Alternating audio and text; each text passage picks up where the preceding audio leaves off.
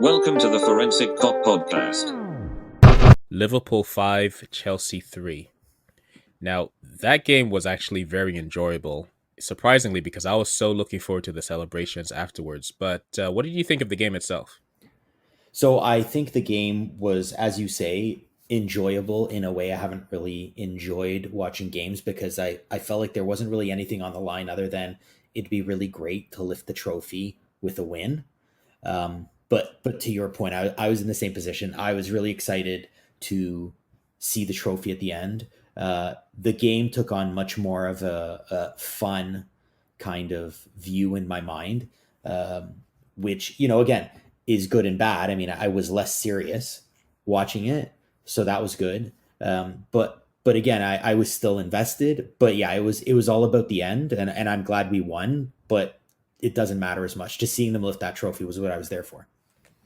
Yeah, exactly. And I think what helped to create that vibe was besides for maybe a good 10, 15 minutes at the start or maybe after the 15th minute where Chelsea seemed to be the more controlled team. Once Liverpool got that 3 goal lead, it was inevitable that we were going to win the game. So I could just totally turn off that side of my Liverpool fan height, if that's even a word. So Um, I'm gonna tell you, I'm with you until I saw that goal go in right before the half. At which point I was starting to be like, oh man, is it going to be one of these shootout games? oh no, don't get me wrong. I wasn't thinking that we'll totally kill them in the game, but once we had a 3 goal lead, I knew there's no way that they're going to not win or even at worst case tie this game with a 3 goal lead.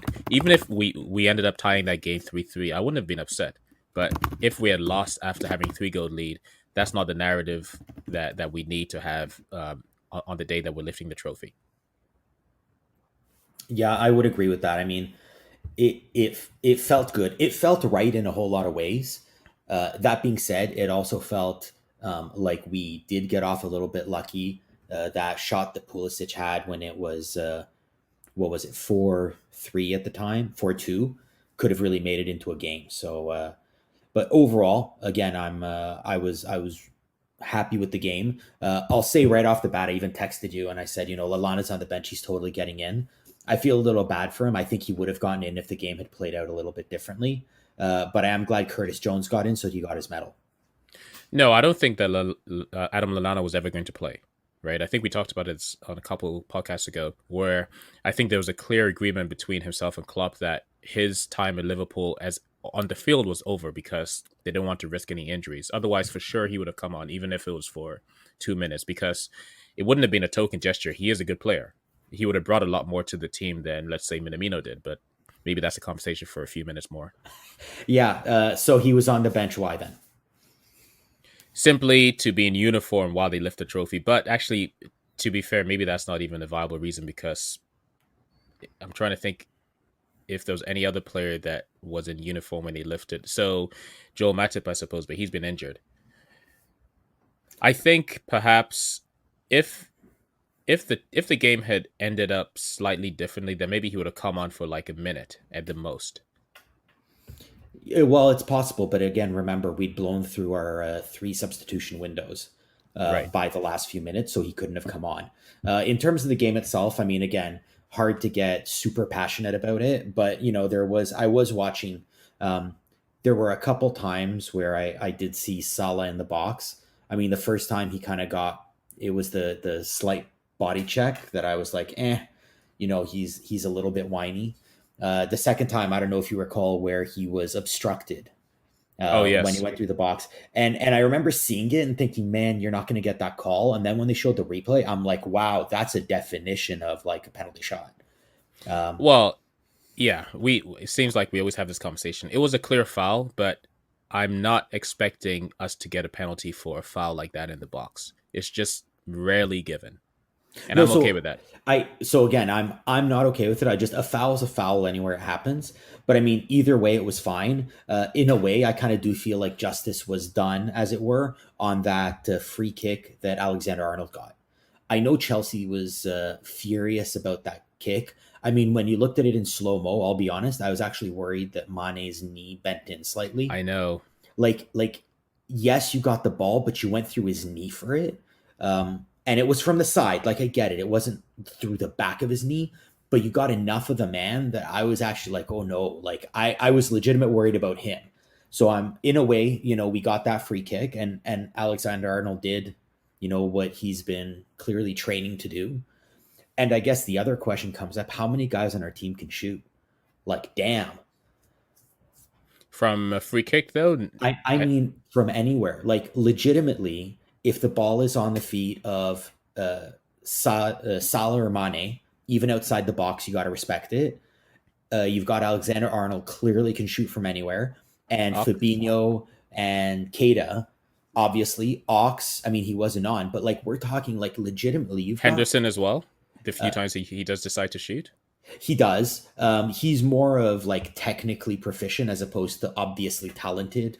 Like Got if it. I would do a bit of an analysis on it, but I mean, I'm just looking at it. I'm thinking like you can't give these guys space outside the box, and Keita proved it. Eh? Right. What a I, shot! I've been waiting for him to take that shot because in all the highlight reels I saw of his time at um, Leipzig, he scored quite a few goals like that, where he has this technique of kicking it with the laces of his shoe and then arcing his foot in a certain way, just and keeping his head down, just to give it the spin that we that we saw, where it hits the top bar and slides into the goal. So Beautiful. so what I will say is you texted me immediately after that, and I thought it right as it went in. I was like, man, this guy called it. You absolutely called this like a week or two ago when we were talking about Fabinho doing it. And clearly he's got that shot. You were talking about Keita being able to do it, and man, did he show it. The one thing I'm hoping for ahead of next season, besides transfers and everything else, is if Keita can stay fit and plays the majority of our games, it gives us a whole new dimension because right now he's playing with the confidence and really showing the player that he is. So I mean, the shot was one thing, but like how the shot was generated is he went in and put in a good like really hustled to get to the guy. Genie came from the other side, and that's how they ended up getting the ball. So he's got that type of ability to take the ball off guys. I also noted because it was amazing at the 17th minute, he had a fantastic move receiving a pass to turn around and go upfield, where he Yes. totally lost the one, where he put it like kind of between his legs and ticked it over a little bit. It was fantastic. So he's got just a massive toolbox. But again, so you called his ability to shoot, and I called it maybe 2 or 3 weeks ago that you know what, this guy might be on a 60-minute time limit because he was subbed out again at the 60-minute mark.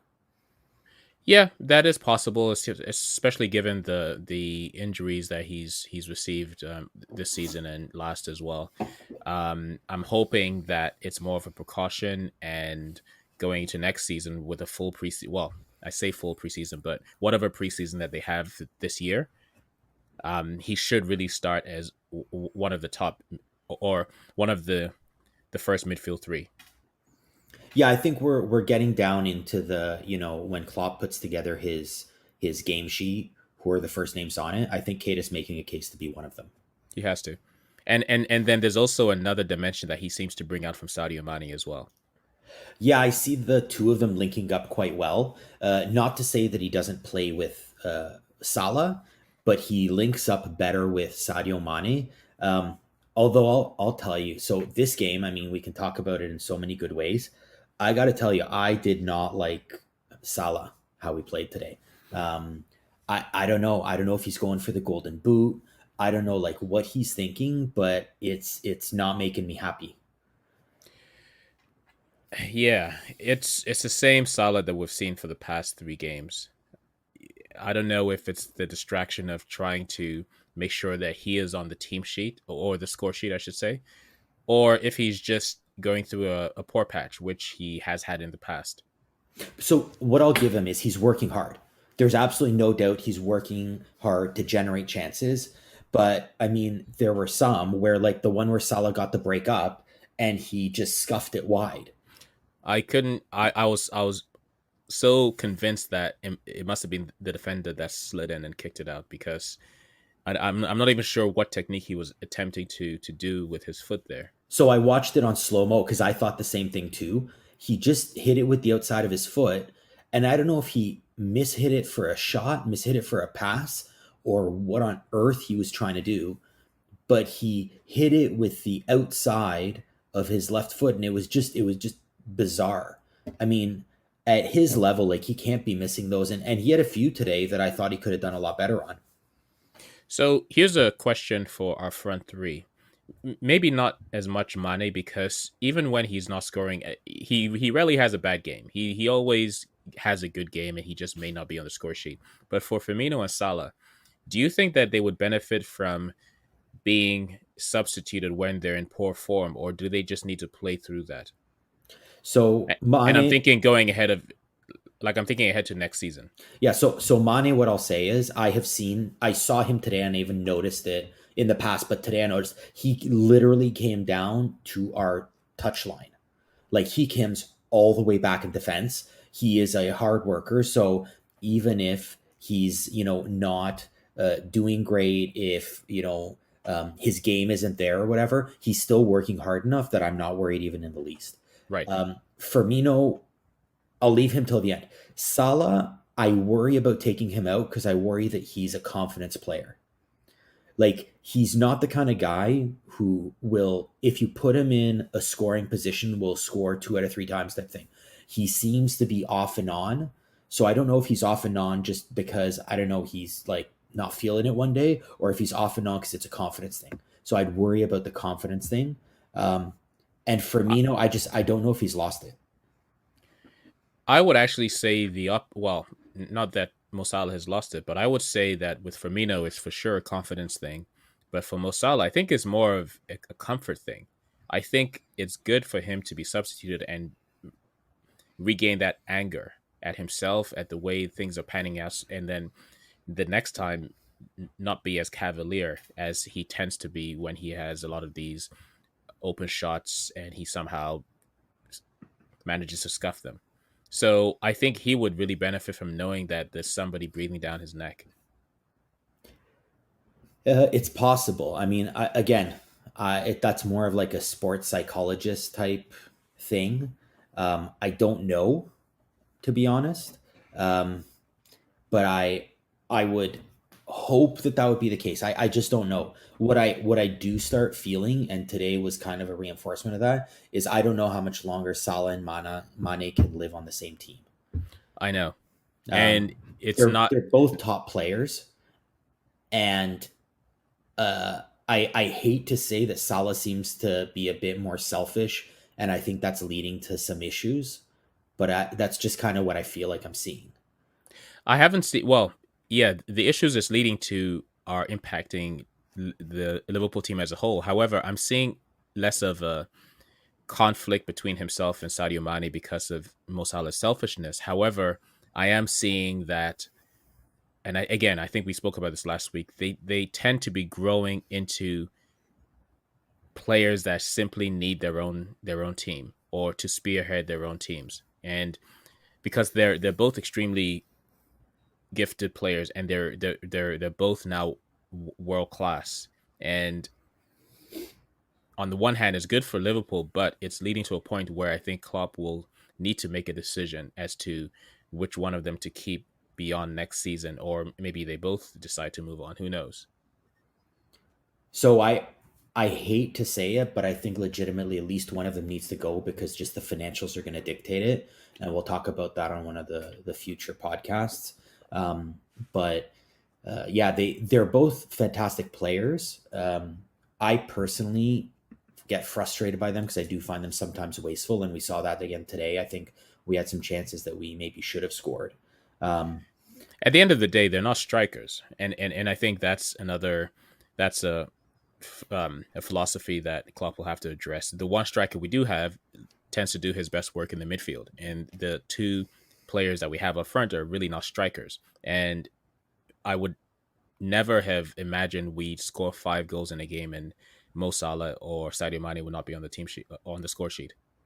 so the other side to that is you're not wrong, but And this will always say that Mane needs to keep in mind about Salah and Salah needs to keep in mind about Mane is the quality of player on the opposite wing of them is drawing a lot of attention and making their life a lot easier than if they were the center of the attention.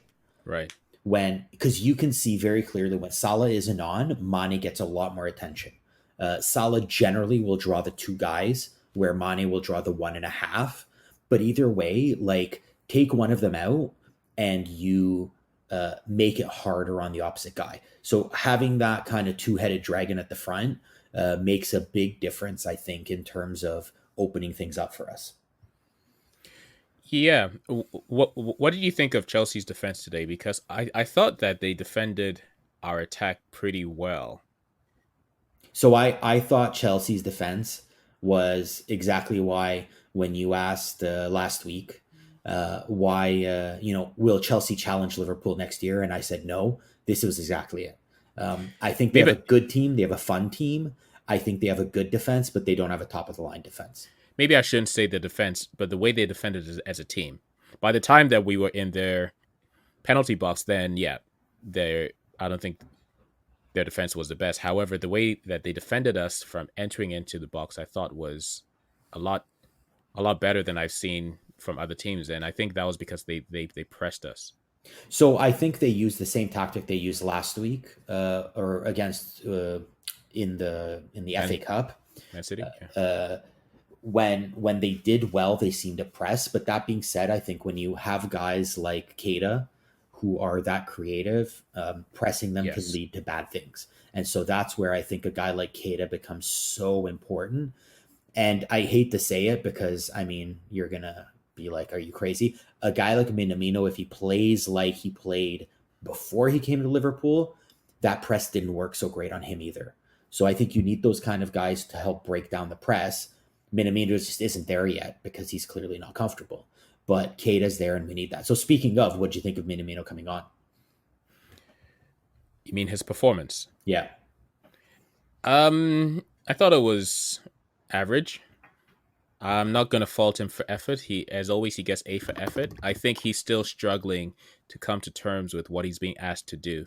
I wasn't even sure if he was playing as a false nine or if he was playing on the right wing. I had no clue where he was supposed to be, and I just hoped that he was doing what Klopp was asking him to do because I just saw him running back and forth, trying to get into tackles, mistiming a few passes. Um, but yeah, I still don't know where his best position is. I'll have to go and watch the Champions League games where we played against his team Red Bull. because yeah, Red Bull. Because I don't know where he fits in, but I'm sure he will because he is an extremely good player. So I think you and him have something in common because neither of you know where he fits in. Um, so I did look specifically at him, and then I tried to contrast him with Jones. What I saw was Jones, even if he's maybe not there yet because he's still a bit younger, he at least like you would see him swivel his head, look around at where the other Liverpool players are, and start moving because he knew where he's supposed to be. He knew the spacing. He knew all of that. And I don't know if Minamino's there. He doesn't seem to know. Like he just seemed lost on the field. Yeah, Jones is ready. He is ready physically, mentally, emotionally, everything. And I'm so looking forward to seeing him continue to grow in this Liverpool team next season. But as far as Minamino, let's also keep in mind the language barrier too. So he's looking like somebody that doesn't speak the language of the players he's playing with and is trying to figure out what position he's supposed to play, but is also being given specific instructions by his coach. So you I, can see all those things in play on the field. I think he's trying, and I definitely give him credit for that. I don't think anyone would ever look at him and say he's not. I think if he wasn't trying, if he wasn't working hard, Klopp wouldn't put him on. So Klopp would, if Minamino came in, didn't put in the work, didn't try to learn the language, didn't try to learn the system, Klopp would not be playing him game after game. He would just say, this guy's just not the type of player that we need and need to get rid of him in the summer. So I think he's showing what he needs to show. I just don't know if it's necessarily, I don't think he's there yet. Do you remember when Ox came in? How did Ox look in his first little bit? Or even Fab? Oh, to Liverpool. Yes, exactly. So when Ox came in, he looked even more lost, but he didn't seem to be working as hard. But perhaps that's just the way that he runs and Minamino runs. Minamino with his flowing hair and he's very nimble. It looks like he's very busy, just running all over the place, right? Which probably makes it look worse because it looks like he's spending all this energy, but you're not really sure what he's trying to achieve. With Ox, it just looked like he genuinely wasn't sure what position that was his best fit because even at Arsenal, he was being shifted from the center midfield to the wing to right back. So nobody really, even till now, I don't think anybody really knows where his best position is. But So he, even as a simpler thing, look at Fabinho, who everyone knew exactly what his position was. mhm. And if lest we all forget that there were many conversations about we need to get rid of him because he's not going to make it. Oh yes, So look at him now. So first of all, look at him now and understand that someone needs to get that man a sandwich because he looks like he is starving. Like when he took his shirt off to put on like the champions jersey or whatever it was. Oh my god! Like that guy needs a meal. But I mean, he's a fantastic player. But it took him months and months to get into where he needed to be. A guy like Keita didn't have that problem. He came in strong, but then he kind of disappeared, and now he's coming back. So I guess everyone has their own little story. So I'm still hopeful for Minamino. and also I think it's not a coincidence that so going back to Ox and Fabinho, when they first joined, they played a couple of games and then we didn't see them for months. And then when we did see them, they fit right in, right? So it's not a coincidence that Klopp works with them in training and knows exactly when it's right to introduce them. I think with Minamino, if we hadn't sewn up the league when we had, or if we weren't 20 points ahead in January, we wouldn't have seen as much of him this season.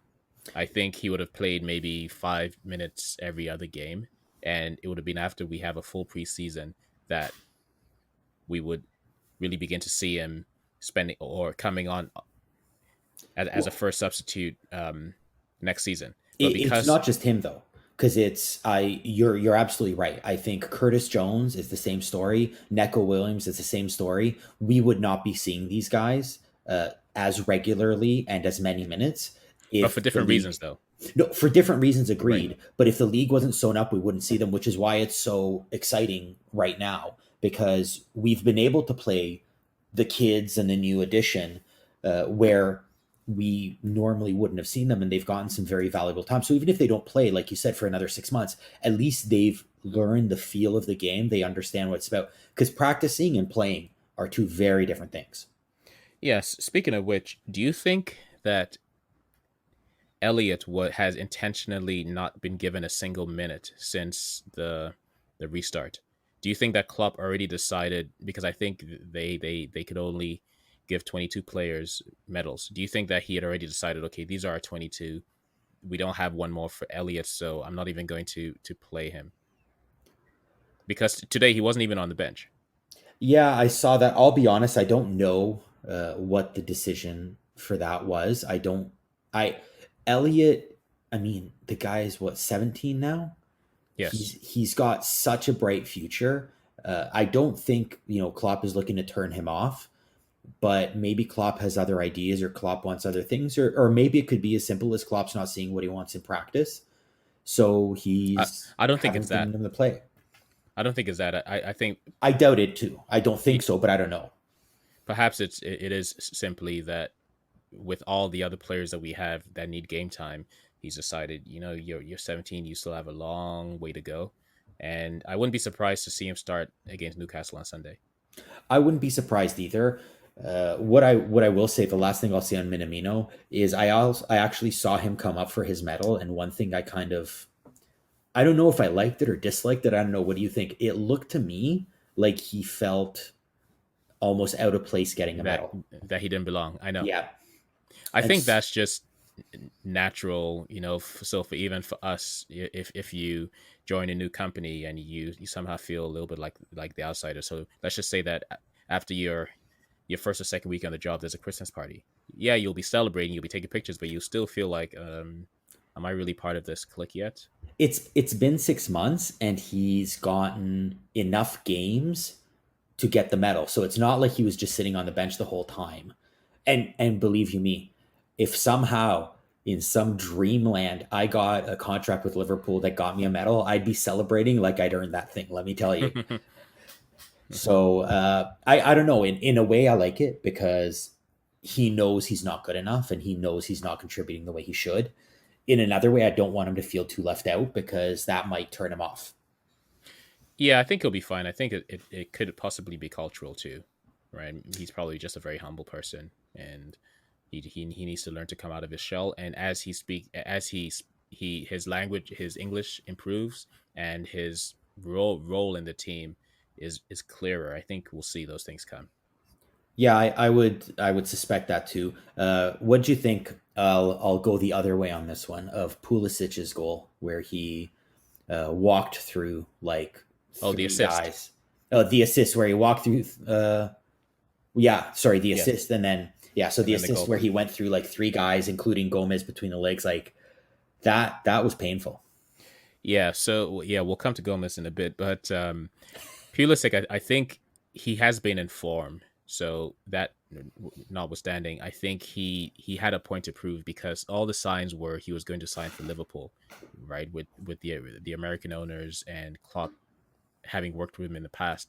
But there was something about his progress a couple of years ago that had stagnated, and a lot of the top teams were turned off him for some reason, and which is why he ended up at Chelsea. Not to say they're not a top team, but he could have he could have ended up anywhere he wanted to, maybe 3 4 seasons ago. So he certainly has something to prove, and I'm concerned that he's actually going to fulfill his potential. And unfortunately, it wouldn't be with us. But yeah, he's a great player.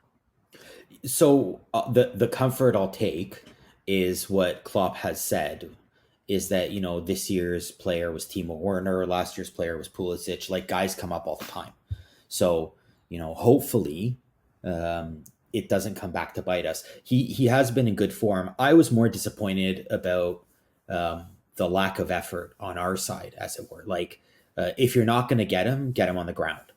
Like take your pick, but he's not making it through like four guys. It seemed a little bit chaotic how they all just decided to converge him in at the same time, right? You would have liked to see because I think there was 4 players. I saw Fabinho, I saw Gomez, I saw somebody It else, was, I a whole think it bunch was of like Alexander Arnold. yeah, Trent. There you go. Yeah. It, And yeah, and so you would like to think they'd be a little bit smarter, where they would give a little bit of space so that way, if he beats the first player, the next person just hacks him down, and if you miss, then you're not getting past the third one. But they all seem to just throw their legs in at the same time, and he just waltzed right through them. it felt a little bit like the stuff that Keita does to other teams. Yeah, Like exactly. he somehow like emerges out of like a sea of opposing players with the ball. Right. So I didn't love that. I did think our effort overall was not there. I think there was some effort, but they were looking forward to the trophy as much as anything else. Um, Agreed. one thing I did like was the free kick from Chelsea that led to our last goal. So I'm Oh sure you yes. remember when we talked earlier in the year, and I actually ran the numbers, and I found that opposing corner kicks lead to more goals for us than against us, and Right. it's the same on free kicks. Is we break really well, and that was just beautiful. I think my favorite part in that was Curtis Jones, not what he did up front, but what he did to start the move. Because when he hit that ball, I'm not sure who he passed it to. Maybe it was Sadio Mane. I thought, oh my goodness, he's underhit it, and perhaps he's new to the counterattack, so he's not quite sure of the pace to use. But obviously, this is something that they train very efficiently and effectively. And not only did he passed the ball perfectly to Sadio Mane, but he ended up also in front of the goal. And whether it was intentional or the ball was just a little bit behind him, he left it for Ox to finish. So it was really good seeing him the way he's integrating into the team, and I'm so excited to see his progress next season. So that break has to be part of the training that they do. Like there's no Oh, for question sure, about it. absolutely. They just all seem to know what they're doing, and it's just fantastic. The one thing I will kind of leave off with the game was Van Dyke did get his absolute golden chance, and he just totally. I mean, I don't know what he was thinking. It wasn't an easy shot, but I would It have was thought it he would was put in. yeah. I think he probably wasn't sure whether he was going to shoot or try to cross it back, and he ended up getting caught in two minds. Yeah. The other one that I was very happy about was Firmino finally getting a goal at Anfield, so we don't Yes, have to deal with any of this garbage anymore. That I'm sure he would have been asked going into next year. Oh, how come you haven't scored there? You didn't score there last year. Like, you don't need that on a player's head. So for and him to and you could see the relief as well. you could see the relief. Yeah, it was Yeah, and it definitely. and it probably made him enjoy the celebrations a lot more. Absolutely. Like wouldn't you like he's a player. He knows as well as anybody else that, he hasn't scored at Anfield. That matters to him. It's too bad, the fans weren't there to cheer him on, Mhm.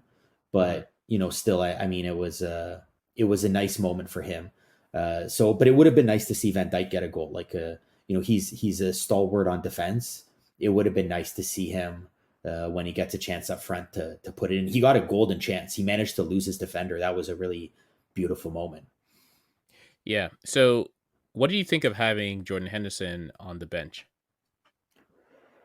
Uh, well, I mean, Jordan Henderson had to be on the bench because you have to have your captain on the bench when you're getting the trophy. I mean, he was obviously not going to play. Um, if I they're assume injured, he's still injured, right? yeah. So if they're injured, you don't have to have You him don't on the you don't bench. have to, but you do. Like I think it's the right move. It's the right play to Well, have him on. because I don't know if you remember the flack that John Terry got when Chelsea won the Champions League, and he was suspended for that game, injured or suspended. I'm not sure, but he didn't play the game.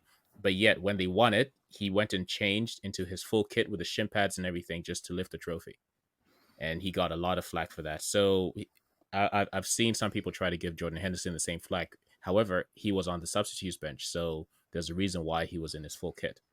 I feel like when you've been waiting for something for 30 years, there's All bets are enough. off. No, it's not even that. There's just enough people that are in on this decision that they're going to,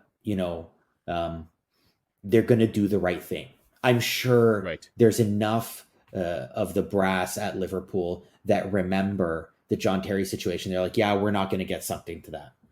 Yeah, and I also like how right immediately after Jordan Henderson was injured a couple games ago, he just came out and said, "Yeah, he is going to lift the trophy in a few weeks." So it just killed all speculation of people wondering, is he going to show up in fatigues or right? So they were they said no. This is our captain. He's lifting the trophy. Next question. So, coming to the next question, and I know you're going to have a lot to say about this. Joe Gomez. What about him? Oh, I'm sorry. Did you need more of a lead in than that? Because I figured you'd be off and running on this one. Okay. So don't get me wrong. He's a great player. He's the best. Well, he's our second best defender right now, and the obvious partner for Van Dijk. I just don't understand why he can't learn to head the ball. So many times, not just this game, but so many times this season, where you can tell that there's a mental barrier preventing him from going up for headers the way Van Dijk, Lovren, Matip, Fabinho would do when they're playing in the back. And we saw what happened with their goal, where if if he and Van Dijk weren't going for the same ball, that goal wouldn't have happened. And if he was confident enough to go for the header, he would have made a call. Van Dijk would have left it, and that goal wouldn't have happened. And if he was not playing with Van Dijk would have just said, "This is my header. I'm just going to go for it." But his hesitancy just created that moment of confusion where they just both ended up knocking each other out. Even though I think there was a foul on Van Dijk though in the play, but anyway, that's So a I different think there might conversation. have been. I totally agree with you. I think Gomez's headers or lack thereof are getting old. I again, I'm huge on the guy. I really do love him. I think he's got a bright future, but his inability to really head the ball or get to that level. I mean, again, and it pains me to say it, but if you got two guys going up for a header and one of them is Joe Gomez and the other one is Lovren, I mean, I'm putting my money on Lovren, and it pains me to have to say that. Right, and it's evidence that he's one of the two players that does not go up for a corner. Right, so here's our central defender. Okay, granted he's not the tallest, but typically on corners you push your defenders up, but he always stays back because of his pace and also because he's not offering anything in the box. So it's a tough one because the potential is there, and perhaps he'll never end up learning how to head with authority. However, what do we do? Do we look for another defender to partner Van Dyke, or do we work on Joe Gomez and put our trust in him in spite of his tenderness attempting to head the He's a ball? young guy, so he's got a lot of years ahead of him.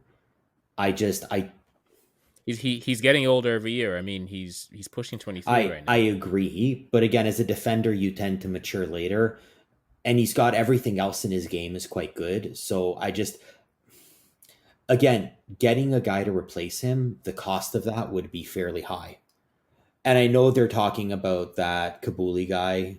What's his name? Uh, Koulibaly. That's it. Koulibaly. He's 29. Like that's not the type of player that we look to buy. But maybe in this case that's the reasoning for looking at a player like that. Again, I don't know if it's rumor or how much weight there is behind the transfer rumor, but if he comes in at 29 while we continue working on Joe Gomez, telling him that you are our future, but for the next season we just want to change you up with Koulibaly to partner Van Dyke while we continue working on improving your heading skills, and then in 2 years he'll still only be 25. Then you can now take over as the main defender. Yeah, I mean, I see that. I guess I don't know. I'm thinking more and more like we don't have unlimited funds, so when we spend them, we have to spend them wisely. Um, I guess I magically hope that they can teach Gomez to head. I don't know what else to say, but I mean, either way, I think we've talked about him a lot. I think there's a lot of talent there. This is definitely a missing part of his game, and hopefully he can learn it because not even just for Liverpool, but for him in any way, he's going to need it to be a successful defender and at the top level. Um, Or perhaps we just accept that that's the price we pay for having two amazing defenders at the back with the pace that he and Van Dijk offer. Maybe every now and then we'll lose some headers that will result in goals, but as long as we continue winning the league, I'm well, I okay with that. mean, Lovren wins a whole lot of headers, and I'd rather have Joe Gomez at the Joe back, Gomez. right? So, you don't have. There are no perfect defenders. I mean, I used to say Van Dyke was, except the last few games he's looked human. So if you can accept his mistakes, you got to accept others too. So overall, I mean, I think again he works well, the partnership there. So I would love to see them continue, and I'm hoping very much that Gomez can learn to head the ball. In terms of this game, so just to wrap it up, who is your man of the match? Ooh, funny, I didn't even So think about I'll that. start I then, and would I'll tell you. I was actually thinking about it earlier. I'd have to go with Alexander Arnold. He had some really nice passes. He had good pace. He had the goal. His game seemed to be much more on today. He's had some on again, off again games where he just can't quite get it in the box. But today was definitely not one of those games. He was able to put it where he wanted to, and he created a lot of other chances. Yeah, I would probably either. Well, mean, between Trent, Robertson, Kaita, and Sadio Mane, I'd say So any I one of feel those. like you can't give it to Keita because he didn't play the whole game, and But he he never never does. does. But he's been our man of the match pretty much every game this preseason or this post. I kind This of restart feel of the like season. if you're auto subbed at the 90 minutes or at the 60 minutes, I feel like you somehow don't have a right to the man of the match. And I don't know why. That's just me in my head. But I mean, if that wasn't the case, I'd probably have given it to him. Yeah. So, do you have any thoughts on the trophy presentation? Glorious, fantastic, fabulous, life affirming. I don't know, whatever you want to go with. It's actually funny because again, we'll look at this in different ways. I was watching the game with my daughter, and so we were having fun. It was great, and then afterwards they had the trophy celebration, and she's like, "What's that?" And I'm like, "We won! Isn't it great? We had so much fun!" Like she was enjoying the fireworks in the back.